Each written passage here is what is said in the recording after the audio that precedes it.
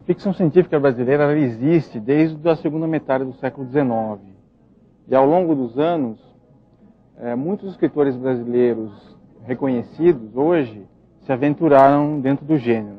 O melhor da ficção científica brasileira é aquela que reconhece que há uma diferença entre as ideias que são importadas, né, e o contexto brasileiro.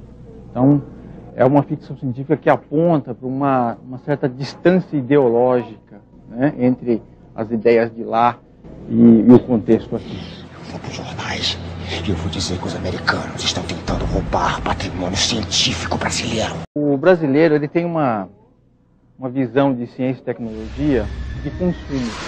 O brasileiro não vê a vocação do país como um gerador de ciência e tecnologia. Isso afeta o autor brasileiro na medida em que essa ótica de importação ela também existe no consumo da ficção científica, né? Então, o autor estrangeiro sempre vai chegar na frente do brasileiro. O outro aspecto é que a ciência que na ficção científica que chama mais atenção é a ciência romântica, é aquela da viagem espacial, é aquela da viagem no tempo.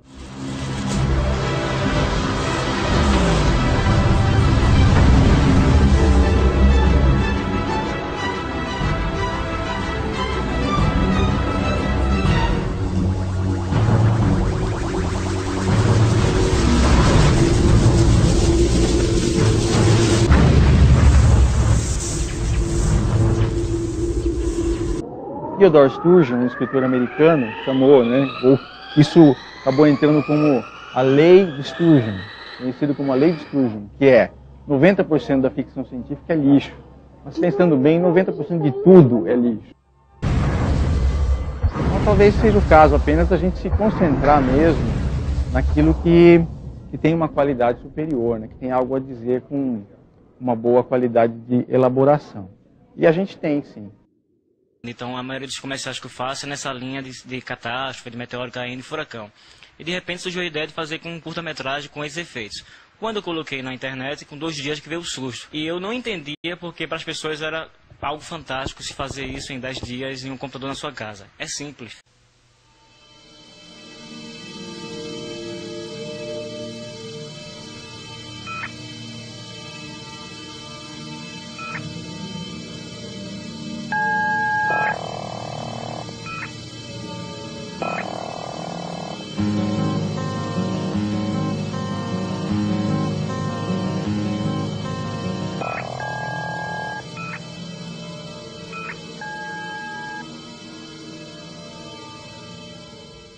O problema da ficção científica no Brasil é a sua invisibilidade. O fato de que o interessado não sabe onde encontrá-lo. Ou aqueles agentes, formadores de opinião, não sabem das suas existências ou não têm interesse em tratar da sua.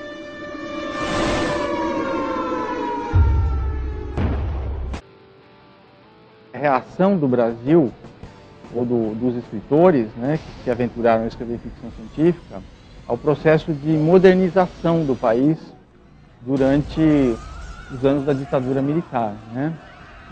Que tinha um projeto de modernização, mas controverso por causa de toda a problemática da repressão, da tecnocracia e tudo mais. E isso está muito bem representado na ficção científica brasileira, talvez mais até do que em outras áreas da literatura brasileira. Eles estão atrás dessa porta. São 16 guerrilheiros aí dentro. G2 em posição de tiro. Fogo!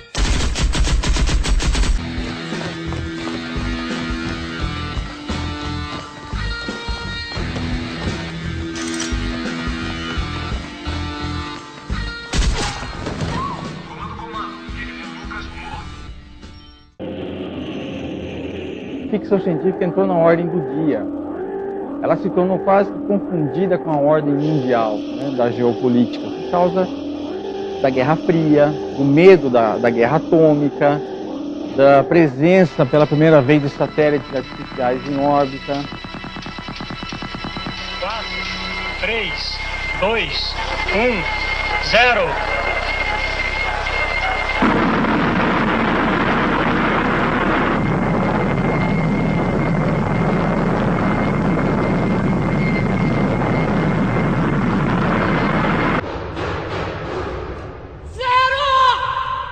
iniciação científica brasileira de hoje, ela tem o potencial de contribuir muito para a discussão dos problemas do país, para a discussão da situação do brasileiro no país e no mundo.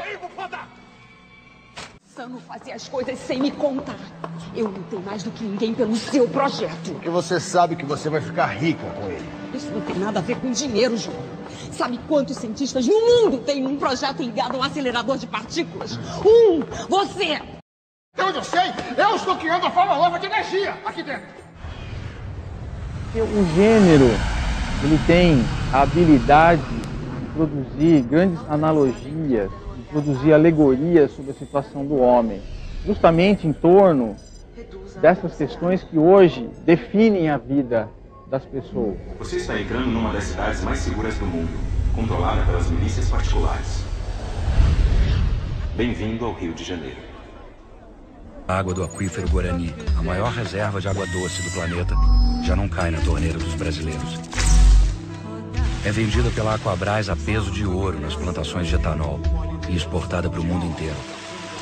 Quanto mais diminui a calota polar, mais disparam as ações da Aquabras. Enquanto isso, o pessoal lá embaixo está bebendo água do mar infectada com lixo.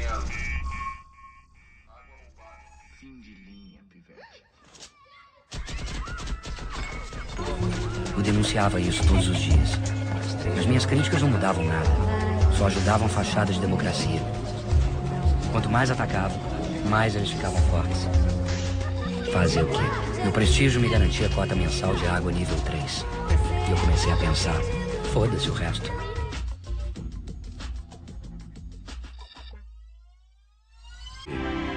Todo dia a gente está lutando por alguma coisa. Sobe nas minhas costas. Podemos abater. Centro de operações. Eles não têm pra onde ir. Repito, não tem pra onde ir. Tecnologia, ciência, como a gente lida com essas coisas que dão forma à nossa vida.